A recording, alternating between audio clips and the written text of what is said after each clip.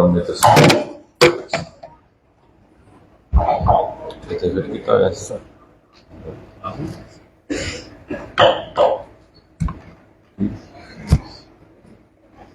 आदरणीय अध्यक्ष और हमारे परम मित्र भारतीय जनता पार्टी के वरिष्ठ नेता श्री सत शर्मा सीए साहब,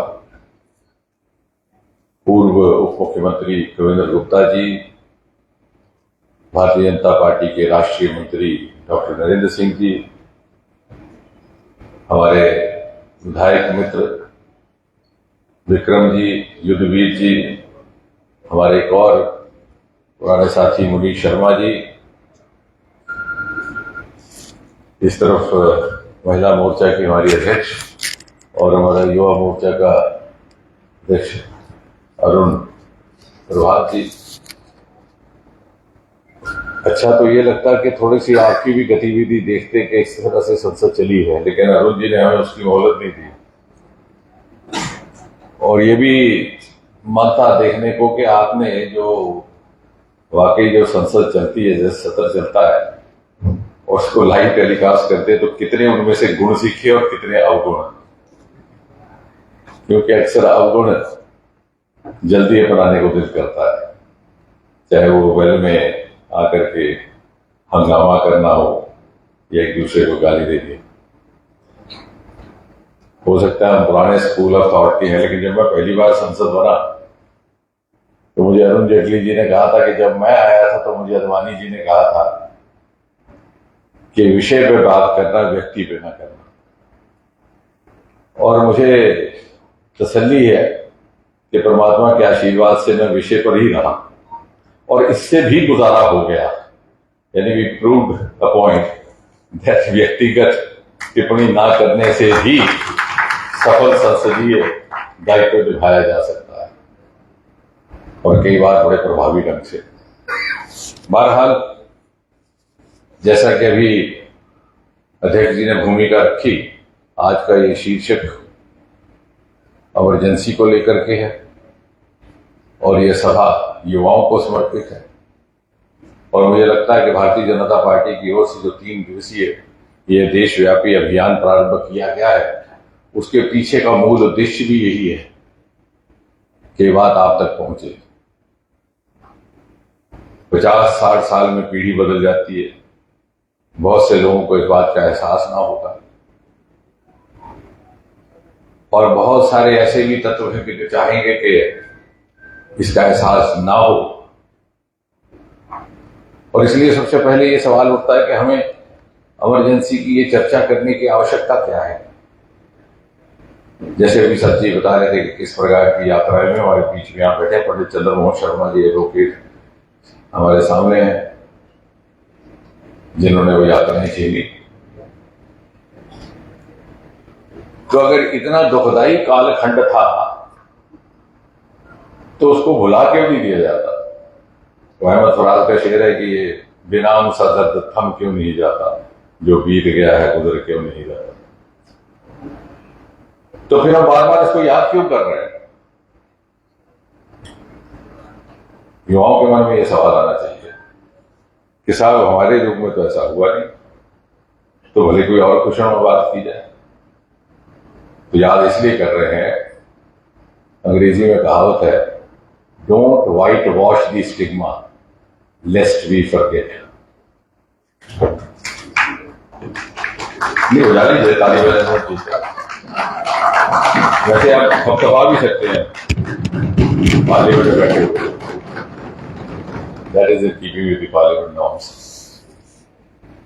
अगर कोई दाग छोड़ जाता है दीवार पे तो बहुत जल्द ना करिए उसको मिटाने का, ताकि आप अपने आप को याद कराते रहें कि इसके पीछे कौन तत्व थे, कौन लोग थे। और यही मकसद है कि आने वाली नस्ल को सतर्क किया जाए कि भले ही आपने वो अनुभव ना किया हो, लेकिन ऐसे अनुभव की संभावना बन भी सकती है, क्योंकि वो तत्व अभी भी हैं और हर युग में रहेंगे, हर पीढ़ी में रहेंगे। मैं जैसे कह रहा था कि फिल्म आवारा के आखिरी सीन में राज कपूर को जब सजा सुनाई जाती है मैं पार्लियामेंट में भी ये बातें सुनाता हूँ तो लोग बड़े खुश होते हैं, क्योंकि अक्सर उनको लगता है कि सांसदों ने शायद फिल्में देखते ही नहीं, या देखते हैं तो छिपके देखते हैं। तो राज कपूर आखिरी सीन में कहते हैं कि मुझे तो सजा मिल गई, मैं गटर के किनारे पला था गंदे वातावरण में, लेकिन ये ना भूलिएगा कि वो गटर अभी भी वही है और उसके किनारे अभी भी बच्चे पल रहे हैं। अगली पीढ़ी का ख्याल कीजिएगा। और इसलिए ये जो कुरीतियां, ये बुराइयां हर पीढ़ी में जीवित रहती हैं, भेष बदल करके, स्वांग बदल करके। उनसे सतर्क रहने के लिए ये अभियान शुरू किया गया है।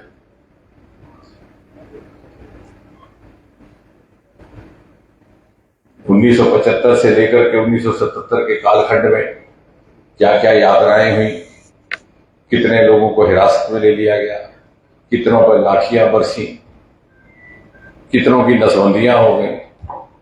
मुझे लगता है कि 2-3 दिन में वो आपको काफी बार आंकड़े सुनाए भी जा चुके हैं। लगभग 34,000 से अधिक वीसा और लगभग 75,000 से अधिक डिफेंस रूल के तहत। उसमें हम जाएंगे नहीं, क्योंकि बच्चे जल्दी बोर हो जाते हैं। आजकल तो रील देखने की आदत है उनको। और इसलिए without taking the risk of being repetitive and leaving you board, घर जाके कहे भैया ले आए थे, उसको तो सुनना तो जरूरी था। हम कोशिश करेंगे अलग पर्सपेक्टिव में बात करने कि इमरजेंसी जैसे हालात पैदा क्यों होते हैं, और जो लोग इसके लिए जिम्मेवार थे, जो संगठन इसके लिए जिम्मेदार था, उसके पीछे की मानसिकता क्या थी। और अगर आप वो सोचे तो मैं एक ही वाक्य में ये कहूंगा कि emergency was a cumulative outcome of the Congress legacy which existed right from the day the Congress was born. 1858 में जब A.O. Hume ने इसका गठन किया, actually he had conceived it as an exclusive club of some of the retired civil servants. He was also a retired civil servant, and some of the elitist Indians who had been educated through the McConnell education program. तब से लेकर के अभी तक लगभग 150 साल होने को आए, कभी भी कांग्रेस पार्टी ने आजादी की मांग नहीं की। अब कांग्रेस पार्टी वाले आजकल संविधान की पुस्तक उठा करके तो चल रहे हैं और अपने आप का दावा करते हैं कि हम ही फ्रीडम स्ट्रगल की पार्टी है। लेकिन जो कि आजकल हमें पढ़ने का काम समय मिलता है, लेकिन हकीकत ये है, and I am saying this with all the responsibility at my command, because you will learn not to speak without evidence. आज तर्क तथ्य तुलना कर 1930 तक कांग्रेस ने 1885 में इसकी शुरुआत हुई है, और 1930 तक सिर्फ और सिर्फ होम रूल की डिमांड थी। होम रूल अर्थात let us be administered by our own officers under the overall control of the governor general, who would be a Britisher and who would be appointed by the British monarch from London. तो आप तो आजादी की जंग में थे ही नहीं, तो आप कैसे कह रहे हैं कि आप स्वतंत्रता सेनानी हैं? और 1930 के अधिवेशन में भी मात्र और मात्र होम रूल की बात की गई है, और ये इसलिए महत्वपूर्ण है while addressing gathering of youth, क्योंकि 1930 का वर्ष इतिहास में इसलिए याद किया जाता है कि उस समय भगत सिंह का ट्रायल चल रहा था लाहौर कोर्ट में। हर रोज समाचार पत्रों में वहां की जो जिरा हो रही थी उसकी खबर आती थी, और देश भर का नौजवान उत्तेजित था। और पहली बार अगर कांग्रेस पार्टी ने औपचारिक तौर पर इंडिपेंडेंस की मांग की है तो की है सन 1931। लेकिन जैसे मैंने कहा, इस पार्टी के संस्कार में अवसरवादिता भी थी, परिवारवाद भी था, मोतीलाल जी से लेकर के आज तक, और साथ ही साथ निजी स्वार्थ, राजनीतिक स्वार्थ को देश हित के ऊपर प्राथमिकता देने की प्रवृत्ति भी थी। और जो 1931 का लाहौर सेशन हुआ, जिसका अक्सर कांग्रेस वाले बड़ा फख्र के साथ जिक्र करते हैं, जिसमें पहली बार कंप्लीट इंडिपेंडेंस वाज डिमांडेड, वो इसलिए कि देश भर में बहुत बड़ा उपद्रव था। यह अधिवेशन हुआ है 23 मार्च से 26 मार्च 1931 को, और उससे 3 दिन पहले भगत सिंह को फांसी लगा दिया गया था रात के अंधेरे में। देश भर में आग लग चुकी थी, नौजवान सड़कों पे आ गए थे, कॉलेजों में इमारतें जलाई जा रही थी, और बार बार जगह जगह से यही बात आ रही थी कि कांग्रेस पार्टी पूर्ण स्वतंत्रता की बात क्यों नहीं करती। और कांग्रेस पार्टी को ये लगा कि वो अलग थलग हो जाएगी, और इसलिए उनको मजबूर होकर के उस सुर में सुर जोड़ना पड़ा। अब इसका अर्थ ये हुआ कि अगर आप मान भी लेंगे कांग्रेस पार्टी ही फ्रीडम पार्टी थी, तो इसका अर्थ ये हुआ कि केवल आखिरी 17 साल 1930 to 1947, और वो आखिरी 17 साल भी तब के जबकि ये वाजे हो चुका था कि अब आजादी मिलने वाली है। अर्थात इन्होंने स्वतंत्रता की बात भी कब करनी शुरू की, जब इन्हें लगा कि अब आजादी भी मिलेगी और सत्ता के भागीदार बनने का अवसर भी आ रहा है। So again there was an extraneous motive in that. और बहुत से लोगों को may be not aware in this room कि 1931 में भगत सिंह और चंद्रशेखर और सुखदेव की फांसी के बाद ही अंग्रेज सरकार पर इतना दबाव पड़ा that they had to create a new definition of political prisoners, कि जो पॉलिटिकल प्रिजनर होगा उसको जरा अलग ढंग से बर्ताव किया जाएगा, उसे अखबारें भी पढ़ने को दी जाएगी, उसको किताबें भी दी जाएगी। और यही वजह थी कि संभव हो सका कि अहमदनगर जेल में पंडित जवाहरलाल नेहरू ने डिस्कवरी ऑफ इंडिया लिखी, वहीं से अपनी बेटी को खत लिखा करते थे, जिसके आधार पर glimpses of world history compile की गई। अगर उससे पहले होते तो उन्हें भी काला पानी जाना पड़ता, जैसे वीर सावरकर गए, जैसे हमारे जम्मू संभाग से कॉमरेड धनवंतरी गए थे। लेकिन कभी कांग्रेस पार्टी वालों से यह सवाल कीजिए कि आप इतने बड़े स्वतंत्रता सेनानी रहे हैं शुरू से आखिर तक, आपका एक भी व्यक्ति काला पानी नहीं गया, न भेजा गया, क्योंकि इनका अधिकतर जेल का आना जाना 1930 के बाद होगा। अब आपको उससे पहले भी ले जाए, और ये बात जैसे मैंने कहा ये तब की नहीं है, ये we are trying to trace the genesis that ultimately cultivated in emergency. सन 1901 में एक बड़ा बहुचर्चित वाकया हुआ था। इंडिया हाउस लंदन में एक कार्यक्रम था, और ब्रिटिश हुक्मरान थे साइरस विली, उनको मदन लाल डींगरा ने पॉइंट ब्लैंक रेंज पर पिस्तौल चलाकर हत्या कर दी, और फिर उसके बाद अपने आप को पुलिस को सुपुर्द कर दिया। मदन लाल डींगरा को हिरासत में ले लिया गया, उन्होंने अपना वकील करने से इनकार कर दिया, और फांसी की सजा हुई। और फांसी की सजा से पहले जो उनको आखिरी स्टेटमेंट देने का मौका दिया गया, तो उन्होंने ये कहा कि I am not only contesting on behalf of India, in fact I am contesting Britishers for their own law. If a subject of Ireland objects to British dominion, he is not held guilty. And as of today, I am too an equal citizen of the empire, being a citizen of the colony of India. And why I am being punished? Congress party ने resolution pass करके ना उसकी फांसी के लिए appeal की कि ना हो,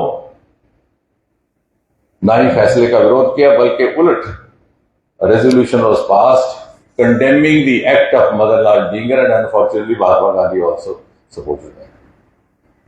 ये सारे तथ्य, क्योंकि आजकल इतिहास पढ़ने का वक्त नहीं रहा हमारे पास, सोशल मीडिया ज्यादा अहम हो गया है। So we can actually argue on the basis of facts instead of being abusive individually. और उस समय कोई भी मदन लाल खुराना को फांसी लगने तक जेल खाने नहीं गया। अगर कोई गया तो एक ही व्यक्ति था, इतिहास में वहां के जेल के मैनुअल में उसका नाम दर्ज है, और एक व्यक्ति उस पूरे कालखंड में जो जेल खाने उसको मिलने गया, उसका नाम था वीर सावरकर। वही वीर सावरकर जिसको लेकर के कांग्रेस पार्टी कहती है साहब इन्होंने तो जंग में हिस्सा ही नहीं लिया, सारी स्वतंत्रता तो हमने दिलवाई। यानी कितने सारे तथ्य हैं जिनके आधार पर हम ये बातें कर सकते हैं। और जैसे मैंने कहा कि आखिरी 16-17 साल जो इन्होंने लड़ाई लड़ी भी है अंदर बाहर जेल खाने की जाने की, they were virtually being treated as political prisoners with certain amount of entitlement and facilities। और 1946 में फिर देखिए क्या हुआ, जब पता था कि आजादी होने वाली, मौलाना अबुल कलाम आजाद कांग्रेस के अध्यक्ष थे, नए अध्यक्ष का चुनाव होना था, ये जाहिर था कि जो अध्यक्ष बनेगा वही आगे चलकर प्रधानमंत्री का पद भी संभालेगा। गांधी ने सारे कांग्रेस के सदस्यों से, प्रदेश कांग्रेस कमेटी से अपील की कि आप नेहरू का समर्थन करिए क्योंकि आने वाले वक्त में यही अध्यक्ष प्रधानमंत्री बनेगा। 15 प्रोविंसेस थे उस समय हिंदुस्तान में, and we had 15 Pradesh Congress committees, PCC. 15 में से 12 ने गांधी की अपील को नजरअंदाज करते हुए सरदार पटेल का समर्थन किया, लेकिन गांधी ने सरदार पटेल को फिर भी रजामंद कर लिया और नेहरू प्रधानमंत्री बन गए। तो कॉन्स्टिट्यूशन और डेमोक्रेटिक मूल्यों का उल्लंघन तो 47 से पहले ही शुरू हो चुका था। संविधान तो बाद में आया, और जब संविधान आया तो उसके साथ क्या हुआ, to cut the long story short, अगर 1975 में इमरजेंसी लगी है तो बहुत पीछे ना जाते हुए केवल 10 साल पीछे जाइए। 1965 में ताशकंद का पैक्ट होता है, 1966 जनवरी में लाल बहादुर शास्त्री जी का स्वर्गवास होता है, मोरारजी देसाई प्रधानमंत्री बनने की दावादारी करते हैं, अधिकतर मेंबर भी उनके साथ थे। के कामराज उस समय अध्यक्ष थे, उन्होंने मैनिपुलेट करके इंदिरा जी को बना दिया, और उनके मन में यह था कि Morarji will be a strong prime minister, may not be easy to handle him, तो इंदिरा जी को, जैसे गोविंदर जी कह रहे थे कि गूंगी गुड़िया कह करके बना दिया। लेकिन इंदिरा जी चतुर निकली, 3 साल के भीतर उन्होंने कांग्रेस का स्प्लिट करा दिया, अपनी पार्टी अलग बना ली। जो कांग्रेस का ऑफिशियली नॉमिनेटेड कैंडिडेट थे राष्ट्रपति के लिए, संजीव रेड्डी, उनके खिलाफ अपना कैंडिडेट खड़ा कर दिया, बीबी गिरी, और इस तरह से उनकी यात्रा आगे चल पड़ी।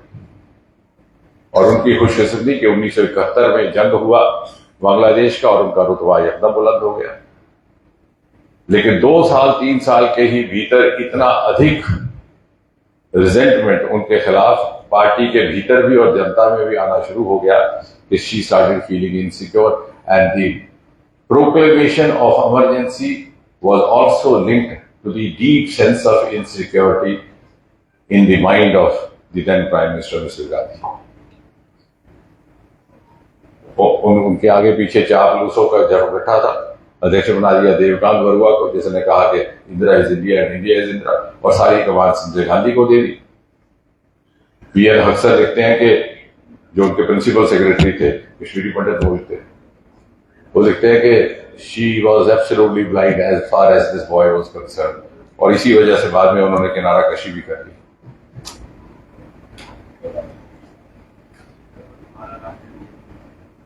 लेकिन धीरे धीरे भीतर डिसेंट पलता जा रहा था, and the turning point was 1974 में जेपी एक बार पुनः, और जेपी का व्यक्तित्व कितना ऊंचा था बहुत सारे लोगों को कम मालूम होगा कि जब प्रधानमंत्री जवाहरलाल नेहरू ने पहली बार शपथ ग्रहण किया तो जेपी को उप प्रधानमंत्री बनाने की पेशकश भी की गई थी, लेकिन उन्होंने इनकार कर दिया था ये कहकर के हमारे और आपके विचार नहीं मिलते, इसलिए मैं अपने आजमीर के साथ धोखा नहीं कर सकता।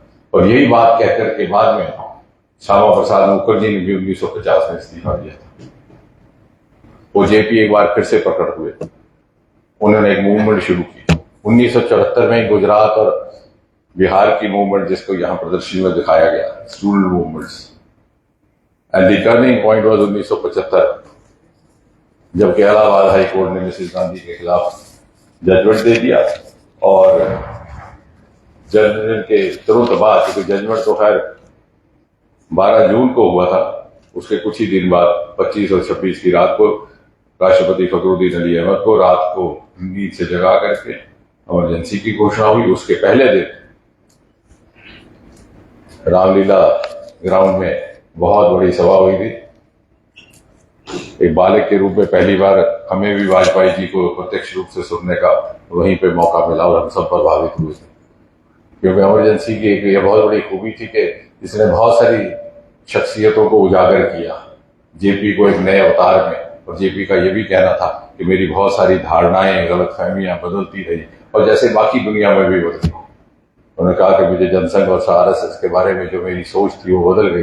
नानाजी देशमुख ने अपना हाथ आगे करके मेरी सिर को लाठी से बचाया, ये कहकर कि मेरे से ज्यादा तुम्हारा जीवित रहना जरूरी है। और आप जैसे बच्चों की तरह ही थे, वो हमसे सीनियर थे। Arun Jaitley ji suddenly became a national icon. He was popular north, south, east, west. Vidyarthi Parishad के वो समय अध्यक्ष थे। मैं सुबह सुना रहा था कि हमारे हॉस्टल के सामने युवा शाखा लगा करती थी, तो वो मैं तो जाता नहीं था क्योंकि हमारी सुबह क्लास लगती थी मेडिकल कॉलेज में। तो वो मेरे कमरे में आके कपड़े बदलते वही छोड़ गए। तो एक दिन आना बंद हो गया, तो हमें भी नहीं लगा क्यों नहीं आए। फिर कुछ देर के बाद एक संघ कार्यालय से सीनियर अधिकारी आए सुनाने के लिए कि साहब आप बाहर मत निकलिएगा ज्यादा, शाखा पर रेड पड़ा और सभी अंदर हो गए। यानी घर से, यहां से घर जाते हुए बच्चे को मालूम ना था कि घर पहुंच सकता है। और इसलिए इमरजेंसी लगाने के बाद सीरीज ऑफ अमेंडमेंट जो वहां पर बड़े अच्छे ढंग से दर्शाई गई, 38 अमेंडमेंट लगा दिया गया ताकि कोई कचहरी ना जा सके। और 42nd और 43rd अमेंडमेंट जिसके तहत सेकुलरिज्म और सोशलिज्म शब्द उसमें जोड़ दिए गए। कल ही दत्तात्रेय जी ने कहा है कि इनको हटा दिया जाए। और उसका एक और प्रावधान जिसका सबसे अधिक दुरुपयोग जम्मू कश्मीर में हुआ, वो बात भी अक्सर जिक्र में नहीं आती। विधानसभाओं और लोकसभा का अवधि काल 5 साल से 6 साल कर दिया गया, क्योंकि इंदिरा जी के पास इस तरह से इंटेलिजेंस रिपोर्ट थी कि इस समय वातावरण अनुकूल नहीं है चुनाव कराने के लिए। अधिकतर राज्यों में कांग्रेस की सरकारें थी, इसलिए अवधि काल बढ़ा दिया। लेकिन 1977 में जब आज मोरारजी भाई प्रधानमंत्री बनते हैं तो इस प्रावधान को वापस मोड़ दिया गया, पुनः अवधि काल 5 साल हो गया। लेकिन जम्मू कश्मीर में तत्कालीन नेशनल कॉन्फ्रेंस ने जब पहला अमेंडमेंट पास हुआ तो उसे तुरंत अपना लिया। 370 है कि नहीं है ये नहीं सोचा। लेकिन जब उसको 6 साल से 5 साल किया तो उन्होंने कहा कि नहीं, यहाँ 370 है, हम इसे बना दें। और ये अवधि काल 6 साल था, रखता रहा 5-6 अगस्त 2019 तक, जब तक अनुच्छेद 370 ना हटा। सर्वाधिक इसका इमरजेंसी का असर पड़ा है तो उस समय के विरोधी दलों पर और पत्रकारों पर। बहुत से उस समय के युवा पत्रकार थे जो बहुत सीनियर पोजीशंस में हैं, और बहुत सारे सीनियर तो हमारे बीच में रहे नहीं, जैसे कुलदीप नैयर इत्यादि जिन पर लग दिया। और बहुत सारे सेंसरशिप के बाद इस प्रकार से भी मीडिया और अन्य लोग दब चुके थे कि अडवाणी जी ने कहा कि they were asked to bend, they began to crawl. Indira ji ने तो तुम्हें सिर्फ घुटने टेकने को कहा था, तुम तो रींगने लग गए कीड़ों की तरह। और उससे एक आम हिंदुस्तानी का जमीर किस तरह से कमजोर किया जा सकता है, वो वल्नरेबिलिटी इसी सामने आई। और इस पूरे कालखंड में एक व्यक्ति जो पत्रकारिता की क्षेत्र से, जो कि बहुत सारे पत्रकार या शायद ये भी जमाने में नहीं थे, जिसने साहस किया इंदिरा जी के खिलाफ खड़े होने का, उसका नाम था रामनाथ गोयनका। और उससे पहले इंडियन एक्सप्रेस इतना ज्यादा नहीं था, और रातों रात इतना लोकप्रिय अखबार बन गया कि सभी उसको पढ़ने लगे। बल्कि मुझे दूसरे दिन कुमी कपूर, अभी वो है हमारे बीच, वो युवा पत्रकार हुआ करती थी, रिपोर्टर कहती थी कि मेरा तो ये था कि मैं जहां जाती लोग खड़े हो जाते। यानी इस कदर उनकी इज्जत अफजाई हो गई, क्योंकि वही एक पेपर था जिसने इंदिरा जी के खिलाफ लिखने की जरूरत की। और इसलिए जब 1977 में दोबारा चुनाव की घोषणा की गई तो उसके ऊपर भी बहुत सारी बातें की जाती हैं। कांग्रेस जैसे माफी की बात कर रहे थे अध्यक्ष जी के, भाई कहते हैं माफी मांगी, तो उसमें ये भी कहते हैं भाई घोषणा की, लेकिन जो घोषणा की है उन्होंने चुनाव की वो इसलिए की कि कांग्रेस के भीतर ही बहुत सारा डिसेंट पैदा हो गया। जगजीवन लाल और बहुगुणा तो तुरंत छोड़ भी गए थे सिंडिकेट ग्रुप बना करके, और इंदिरा जी को इस बात का एहसास होने लगा, वो असमंजस में थी। और पपुल जयकर जो उनकी मित्र भी रही हैं, सहेली भी रही, जो उनकी बायोग्राफर भी थी, वो लिखती हैं कि इंदिरा जी ने तत्कालीन जो उस समय के बड़े प्रसिद्ध शख्स स्कॉलर भी थे, दार्शनिक थे जे कृष्णामूर्ति, उनके साथ परामर्श किया। उन्होंने कहा कि बेहतर यही होगा कि तुम चुनाव की घोषणा करो। यानी चुनाव की घोषणा भी एक मजबूर मानसिकता का निर्णय था और उसके बाद सत्ता पलटी। अब अर्थ में बात यह है कि आज इमरजेंसी तो नहीं है, लेकिन फिर भी हम इसकी बात क्यों कर रहे हैं? क्योंकि वो मानसिकता आज भी है, वो माइंडसेट आज भी है, in the form of subjugation to dynasty, in the form of this Hippocratic flaunting of the book of Constitution, and most importantly in the form of overplaying inconvenient or overplaying convenient half-truths and underplaying inconvenient truths. जो सच है उसे दबा लिया जाए, जो अर्ध सत्य है अगर वो आपके अनुकूल है तो उसे जागर किया जाए। और इसलिए आज जबकि मोदी जी विकसित भारत की बात करते हैं तो ये भी जरूरी है हम ये समझें कि that to move on for the Indian democracy to the pedestal of Viksit Bharat, the need is to watch against an emergency and to watch against that mindset which when faced or confronted with public dissent or public rejection has the tendency to resort to the throttling of the channels of democracy. जैसे मैंने शुरू में कहा था और emergency के संदर्भ में कहा जा सकता है कि don't white wash the stigma of emergency lest we forget. धन्यवाद। अरुण जी, अगर